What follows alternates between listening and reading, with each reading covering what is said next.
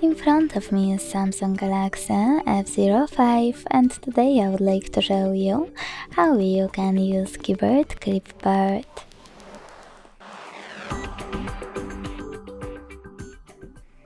Begin by launching your keyboard and selecting a word or a text to copy. When you're done, to paste it right away, click on it at the top of your keyboard. To paste it later on, click on Clipboard and tap on your text here. To pin it, use this pin at the top right corner, select your text and tap on Done. You can unpin it the same way. To get rid of it, tap on pin icon next to the pin one, select your text and hit Done. Delete. Then confirm your choice in the pop-up by tapping on Delete again.